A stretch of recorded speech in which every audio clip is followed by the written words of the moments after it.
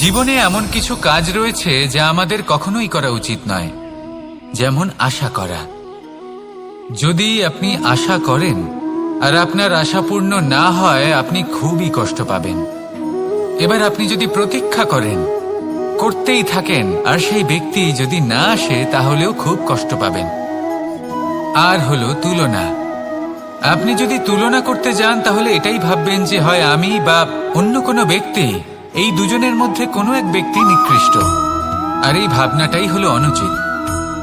যদি আমরা কথা বলি সেই সব বিষয়ে যা আমাদের করা উচিত, যেমন পরীক্ষা। এই পরীক্ষা সবসময় আমাদের আরো সফল করে তোলে, আরো শ্রেষ্ঠ করে তোলে, আরো উৎকৃষ্ট করে তোলে। আসন্ন মহাসংগ্রামের জন্য আমাদের প্রস্তুত করে তোলে এই পরীক্ষা। তাই এই পরীক্ষার থেকে কখনোই পালাবেন না, এর সম্মুখীন হন। আর হলো কর্ম। কর্ম করা কখনোই বন্ধ করবেন না। তুলনা করার বদলে কর্ম করুন, প্রতীক্ষা করার বদলে কর্ম করুন, আর আশা করার বদলে কর্মই করুন। জীবন সফল হয়ে যাবে। দেখুন, সবার শেষে সত্যি বলতে এই কর্ম আর এই পরীক্ষা, এই দুই আমাদের জীবনকে সুখী করে তুলতে পারে।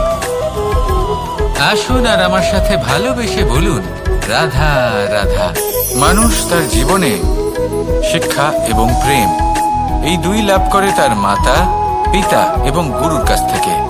কিন্তু মানুষ সব থেকে বেশি ভালোবাসে নিজের মাতাকে, কারণ মাতা খুব নির্মল চিত্তে ভালোবাসে, শান্ত মনে আমাদের অন্তরে শক্তির সঞ্চার করে থাকেন, আমাদের উৎসাহ দেন, বলশালী করে তোলেন। ব্যাপারটা কিন্তু এমন নয় যে আমরা নিজেদের বাবা বা গুরুকে ভালোবাসি না, তাদেরকেও আমরা অত্যন্ত ভালোবাসি, শুধু ওনাদের কঠোর ব্যবহার দেখলে আমরা একটু ভয় পেয়ে যাই। এবার ওনাদের এই কঠোর ব্যবহার আমাদের ভালো না লাগলেও অত্যন্ত আবশ্যক, কারণ মাতার থেকে আমরা যে শক্তি লাভ করি তা যেন নিয়ন্ত্রণ হারিয়ে বিধ্বংসী না হয়ে ওঠে, আমরা যেন কোনো কুপথে না চলে যাই, আমরা কখনো যেন দোষ না করে ফেলি। শুধু সেই জন্য পিতা এবং গুরু একটু কঠোর হয়ে ওঠেন, এবং ওনাদের এই কঠোর আচরণ ভবিষ্যতে গিয়ে আমরা অবশ্যই বুঝতে পারি। জীবনে কিছু বছর আমরা এগিয়ে যাই আর তারপর আমরা বুঝতে পারি যে বাবা এবং গুরু আমাদের যথেষ্ট ভালোবাসতেন, কিন্তু ওনাদের ভালোবাসার বহিঃপ্রকাশ আলাদা। প্রয়োজনীয় হলো এটা দেখার, এটা বোঝার যে শুরু থেকে আমাদের প্রতি ওনাদের আচরণ কেমন ছিল। ওনাদের কঠোর হওয়ার পেছনে ওনাদের ভালোবাসাটা বোঝার চেষ্টা করুন, ওনাদের চিন্তাটা বোঝার চেষ্টা করুন, ওনাদের পথপ্রদর্শনের আড়ালে আপনার ভবিষ্যতের জন্য যে পরিকল্পনা ওনারা করেছেন সেটা বোঝার চেষ্টা করুন। তখন আপনারা বুঝতে পারবেন ওনাদের ভালোবাসাকে। আপনার মনের মধ্যে আপনা থেকেই ওনাদের প্রতি সম্মান জেগে উঠবে। নিজের পিতা এবং নিজের গুরু, এই দুজনের প্রতি কৃতজ্ঞতা প্রকাশ করুন আর আমার সাথে ভালোবেসে বলুন, রাধা রাধা। আমি অনেক সংখ্যক মানুষকে দেখেছি, তাদের কাছে অত্যাধিক জ্ঞান আছে, শিল্প আছে, ধন আছে, কীর্তি আছে, কিন্তু তারা এই সব কিছু নিজেদের কাছেই রাখেন, এই সমাজে বিতরণ করেন না। কারণ হলো ভয়। ওনাদের মনে হয় যে যদি আমি এই সব কিছু সমাজে বিতরণ করি, তাহলে সমাজ আমার শিল্প হোক, ধন হোক, জ্ঞান হোক, কীর্তি হোক, সবকিছু চুরি করে নিয়ে যাবে, আর তার বদলে আমি কিছুই পাবো না। এটা কিন্তু সত্য নয়। সত্য হলো এটাই যে যদি আপনি নিজেকে এই সংসারের প্রতি সমর্পিত করেন, তাহলে এই সংসার আপনার প্রতিও সমর্পিত থাকবে। আপনি শুধু ধন, জ্ঞান, কীর্তি, সম্মান পাবেন তাই নয়, বরং এই সমাজ আপনাকে নিজের চোখে হারাবে, মনের মধ্যে স্থান দেবে। তাই এই ভয় ত্যাগ করে দেখুন কিভাবে এই সমাজ আপনাকে প্রেম সমর্পণ করে। আসুন আমার সাথে ভালোবেসে বলুন, রাধা রাধা। জীবন কিসের উপর নির্ভরশীল? ধনের ওপর, বৈভবের ওপর, নিঃশ্বাসের ওপর? না, এই জীবন নির্ভরশীল বিশ্বাসের ওপর।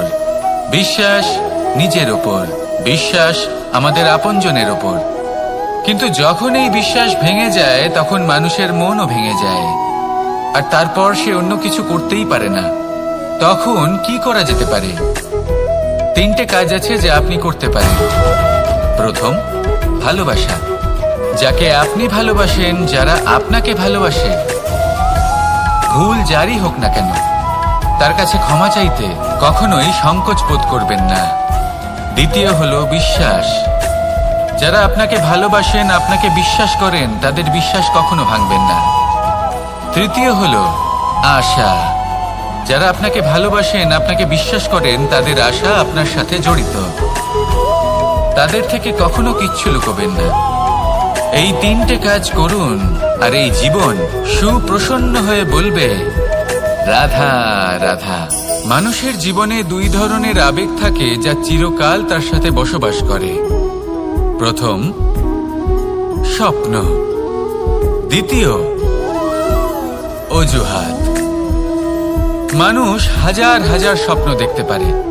আমাকে এই কাজ করতে হবে, আমাকে ওখানে ঘুরতে যেতে হবে, আমায় জীবনে এই অসম্ভব কাজ বাস্তবায়িত করে দেখাতে হবে, আদি ইত্যাদি। এবার ঠিক যেমন স্বপ্ন দেখেন, সেইভাবে অজুহাতও খুঁজে নিয়ে আসেন। আমি এই স্বপ্ন পূরণ করতে পারলাম না, কারণ আমাকে কেউ সাহায্যই করল না, কারণ আমি দুর্বল হয়ে পড়েছিলাম, কারণ আমার কাছে সময়ই ছিল না, আদি ইত্যাদি। এবার সাফল্য এবং অসফলতার মাঝখানে এই ধরনের সংঘর্ষ হতে থাকে। সাফল্য তখন লাভ করা সম্ভব যখন আপনার স্বপ্ন আপনার অজুহাতের থেকে অনেক বড় হয়, আর অসফলতা তখন পাবেন যখন আপনার অজুহাত আপনার স্বপ্নের থেকে অনেক বড় হয়। আপনি যদি সাফল্য লাভ করতে চান, তাহলে চেষ্টা করতে থাকুন, পরিশ্রম করুন। যদি অসফল হন, তাহলে ভয়ভীত হওয়ার কোনো প্রয়োজন নেই। নিজের ভুল বুঝুন, তাকে শুধরে নিন, আবার চেষ্টা করুন। কিন্তু যদি নিজের জীবনে অজুহাত নিয়ে আসেন, তখন স্বপ্ন কখনো পূরণ হবে না। আসুন আমার সাথে ভালোবেসে বলুন, রাধা রাধা। ভয়ের সাথে আমরা সবাই পরিচিত, কষ্টও আমরা সবাই পেয়েছি। কখনো কখনো আমরা অসুস্থ হয়ে পড়ি, আর এমন সময় হলে মাতার মমতা, কখনো বাবার স্নেহ, কখনো বন্ধুদের পাশে থাকার অনুভূতি আমাদের রোগ নিরাময়ে সাহায্য করে। কখনো যদি আমরা নিরাশ হয়ে পড়ি, তখন যদি আমাদের কোনো আপনজন আমাদের দুটো ভালো কথা বলে, তখন আমাদের মনোবল বেড়ে যায়। ঠিক তেমন সংসারের এই রঙ্গমঞ্চে যদি আপনি পীড়িত অনুভব করেন, কিছু শুভ কথা আলোচনা করুন, কিছু স্তুতি গান করুন, কিছু মুহূর্তের জন্য হলেও নিজের ইষ্টদেবের কথা স্মরণ করুন আর প্রার্থনা করুন।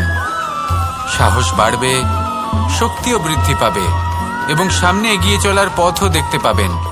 তখন এই মন প্রসন্ন হয়ে বলবে, রাধা রাধা।